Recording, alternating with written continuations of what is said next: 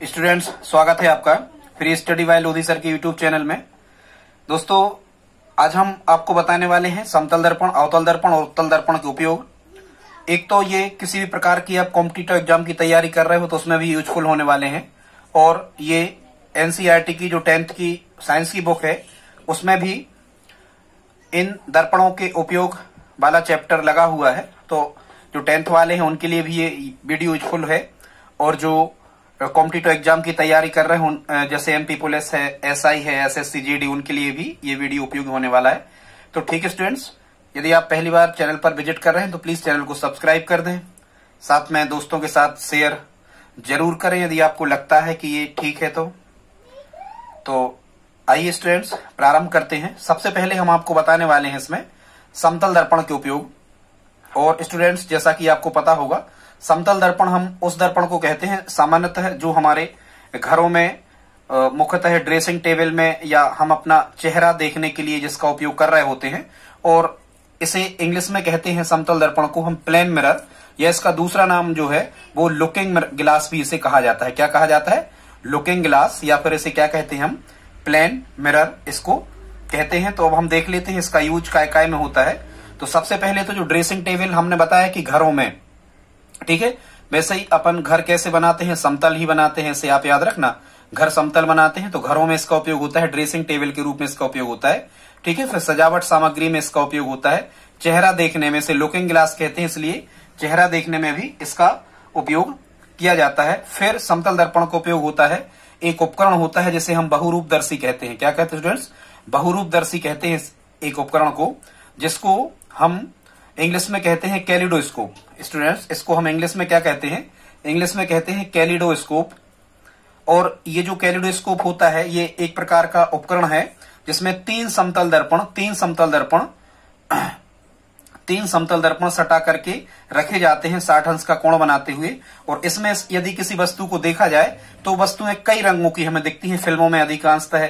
यदि हमें किसी डांस आदि के यदि कई रंगीन प्रतिबिंब यदि हमें दिख रहे होते हैं स्टूडेंट्स, तो बहुरूपदर्शी या कैलिडोस्कोप द्वारा ही वो हमें दिखाया जाता है। इसके बाद अगला जो समतल दर्पण का उपयोग होता है ये होता है परिदर्शी में। स्टूडेंट्स, परिदर्शी, और ये जो परिदर्शी कहलाता है इसको हम कहते हैं पेरिस्कोप। कभी कभी एग्जामिनर इतना पूछ लेता है कि बहुरूपदर्शी या कैलिडोस्कोप में कितने समतल दर्पण लगे होते हैं, तो 3 लगे होते हैं, ठीक है। कितने लगे होते हैं? 3, और ये 60 अंश पर झुके होते हैं। फिर जो परिदर्शी होता है इसको इंग्लिश में पेरिस्कोप कहते हैं, इसमें 2 समतल दर्पण लगे होते हैं जो 45 अंश पर एक दूसरे से झुके होते हैं। मुख्यतः जासूसी करने में, दुश्मनों की जासूसी करने में जो सैनिक बंकरों में छुपे रहते हैं, ये बंकरों में छुपकर नीचे बैठकर ऊपर ये दर्पण लगे होते हैं, और इससे दुश्मन के जो उनकी मतलब जानकारी है वो जुटाते हैं, उनकी निगरानी करते हैं। इसी प्रकार से पनडुब्बी में भी पेरिस्कोप या परिदर्शी का उपयोग किया जाता है। इसमें भी 2 समतल दर्पण लगे होते हैं 45 अंश पर झुके हुए। तो पनडुब्बियों में भी सैनिक या शत्रु जो होते हैं उनकी निगरानी करने के लिए, ठीक है, या उनकी क्या कहना चाहिए, क्या उनकी हरकतें हैं या जो भी उनका कार्यक्रम है वो सब या आ रहे हैं या नहीं आ रहे हैं, वो सब देखने के लिए परिदर्शी या पेरिस्कोप का उपयोग किया जाता है। स्टूडेंट्स, अगला समतल दर्पण का उपयोग किया जाता है सोलर कुकर में। काय में किया जाता है? सोलर कुकर में समतल दर्पण का उपयोग किया जाता है। तो स्टूडेंट्स, ये हो गया समतल दर्पण के उपयोग। अब हम देख लेते हैं इस प्रकार से बनाते हैं प्लेन मिरर को, समतल दर्पण का उपयोग। ये कलई या काला रंग पोत दिया जाता है मुख्यतः, ठीक है, ताकि एक चीज और ध्यान रखना, दर्पण से होता है प्रकाश का परावर्तन और लेंस से होता है प्रकाश का अपवर्तन, ठीक है स्टूडेंट्स। अब हम देख लेते हैं आगे अवतल दर्पण के उपयोग। इसको कॉनकेव लेंस कहते हैं, और ये हमने यहाँ अवतल दर्पण का एक सिंबल बनाया है या चित्र बनाया है। इसमें ये काला रंग पोत दिया गया है, मान के चलो ये कलई कर दी गई है। तो ऐसा दर्पण जिसकी परावर्तक सतह दबी हुई होती है उसे हम क्या कहते हैं स्टूडेंट्स? अवतल दर्पण कहते हैं। अब अवतल दर्पण यदि आपको इसके उपयोग याद करना है तो एक ट्रिक आपको याद करना होगी। वो ट्रिक कैसी है? वो ट्रिक है, अब नेमा की या नेमा जी की कुछ भी, अब नेमा के हेड व दाढ़ी के बाल टार्च में सर्च होंगे या सूर्य के प्रकाश में कहीं दूर। अब नेमा के हेड व दाढ़ी के बाल टार्च में सर्च होंगे या दूर सूर्य के प्रकाश में, ऐसे करके आप इसको याद रख सकते हो। तो अब यहाँ स्टूडेंट्स आपको ये देखना है कि जहां ये अब शब्द लिखा है, ये अब जो लिखा है, अब से बनेगा अवतल दर्पण। हेड से बनेगा वाहनों की हेडलाइट। हेडलाइट का स्टूडेंट्स मतलब होता है जैसे मोटरसाइकिल वगैरह होती है या वाहन, कार, बस, ट्रक, ट्रैक्टर कुछ भी होते हैं, इनकी जो रात में आगे लाइट जो जलती है उसको हम हेडलाइट कहते हैं।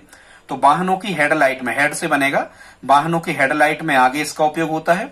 फिर यहां लिखा है दाढ़ी और दाढ़ी के बाल, तो यहां दाढ़ी के बाल बनाने में या बाल बनाने में नाई इसका उपयोग करता है अवतल दर्पण का। फिर यहां क्या लिखा है टार्च में, तो टार्च में भी उपयोग होता है और टार्च का उपयोग मुख्यतः कौन करता है?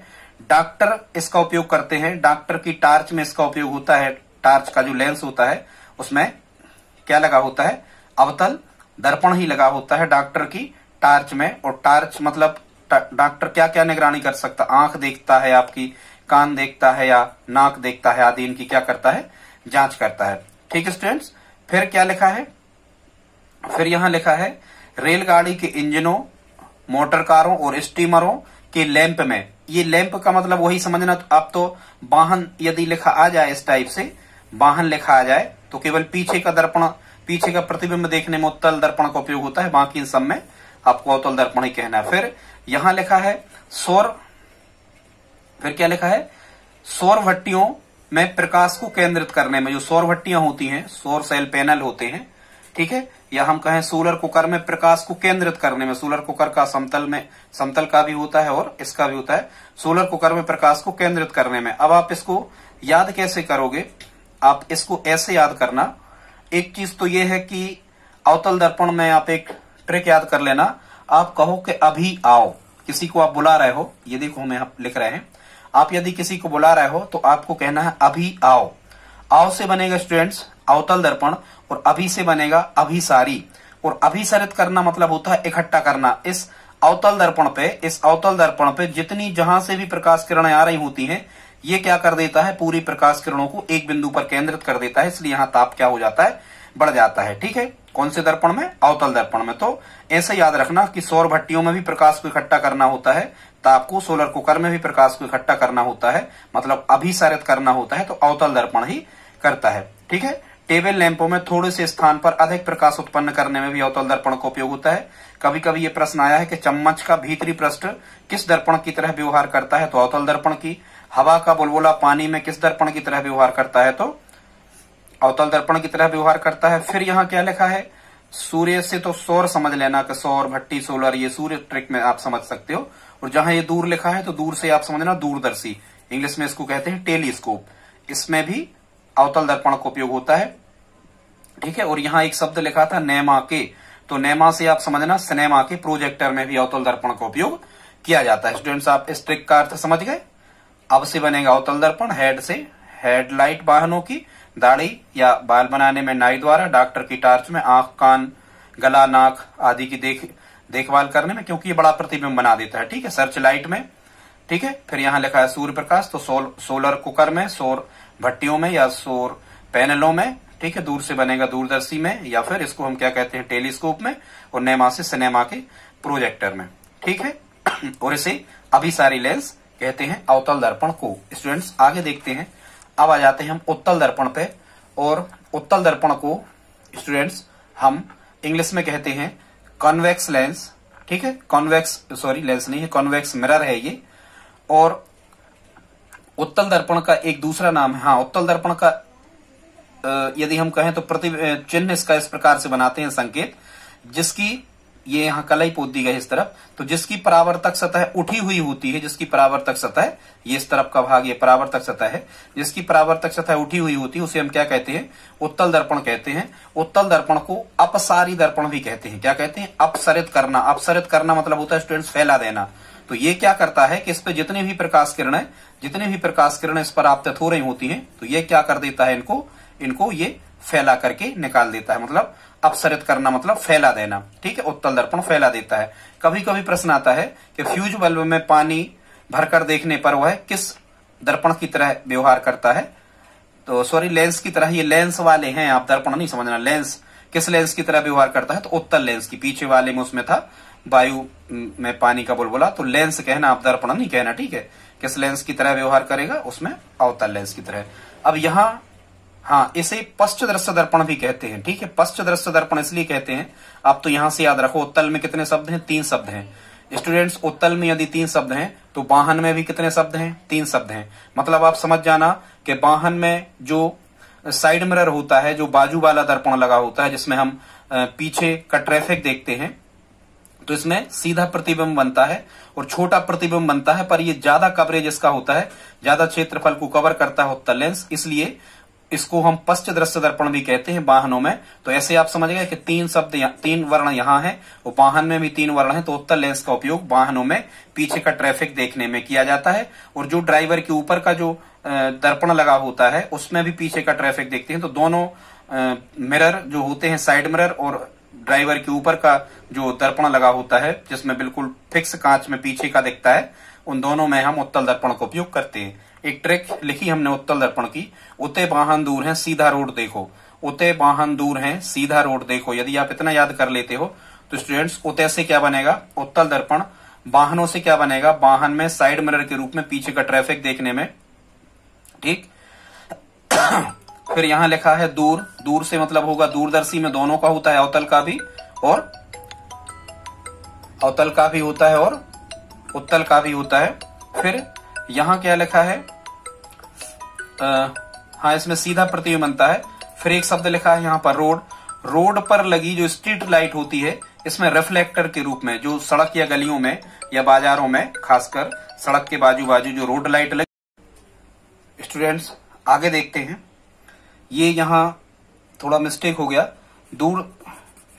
दूरदर्शी या टेलीस्कोप में इसका उपयोग नहीं होता है, अवतल दर्पण का उपयोग नहीं होता है, ये आप कैंसिल कर लेना।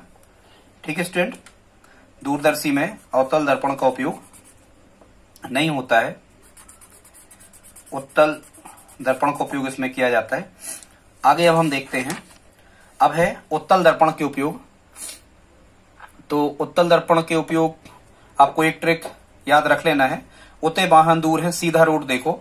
स्टूडेंट्स, उते से बनता है, उसते से बनता है उत्तल दर्पण, और उत्तल दर्पण में वाहनों में साइड मिरर के रूप में इसका उपयोग किया जाता है पीछे का ट्रैफिक देखने में। ठीक है, याद रखना, वाहन से यही बनता है। वाहन मतलब पीछे जो वाहन आ रहे होते हैं दूर, उनमें साइड मिरर के रूप में पीछे का ट्रैफिक देखने में इसका उपयोग किया जाता है, क्योंकि सीधा प्रतिबिंब बनता है और ज्यादा क्षेत्र को ये कवर कर लेता है, छोटा सा दर्पण इसलिए। और ड्राइवर के ऊपर का जो लगा होता है उसमें भी पीछे का ट्रैफिक देखने में उत्तल दर्पण का उपयोग किया जाता है। ठीक है, फिर यहाँ दूर शब्द लिखा है, तो दूरदर्शी या टेलीस्कोप में, ये यहाँ सही है। उत्तल दर्पण का उपयोग स्टूडेंट दूरदर्शी या टेलीस्कोप में होता है। फिर यहाँ लिखा है सीधा। सीधा मतलब होता है स्ट्रेट। तो यहां से आप एक चीज और याद रख सकते हो कि उत्तल दर्पण द्वारा प्रतिबिंब कैसा बनता है? सीधा बनता है।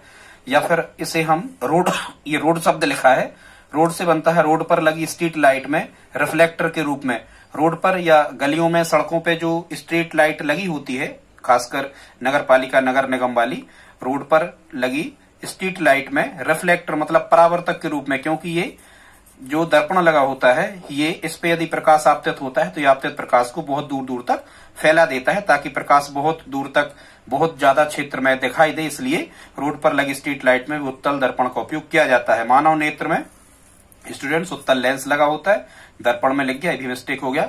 फिर बड़े बड़े शोरूम में भी प्रतिबिंब या वस्तुओं की निगरानी करने के लिए छोटा सा उत्तल दर्पण का उपयोग किया जाता है, क्योंकि छोटा सा उत्तल दर्पण भी बहुत बड़े क्षेत्र को कवर कर लेता है, इसलिए बड़े बड़े शोरूम में भी। ठीक है, यहाँ लिखा है देखो। देखो से बन जाएगा सो। सो माने देखो, देखना। सो माने देखना या दिखाना। ठीक है, तो ऐसे आप सो से याद कर सकते हो, देखो से। ठीक है, कि देख, बड़े बड़े शोरूमों में भी उत्तल दर्पण का उपयोग किया जाता है। तो ठीक है स्टूडेंट्स, आज का वीडियो आपको कैसा लगा? यदि अच्छा लगा हो तो प्लीज लाइक कर दें, और अच्छा लगा हो तो अपने दोस्तों के साथ में शेयर कर दें। मिलते हैं अगले वीडियो में। धन्यवाद।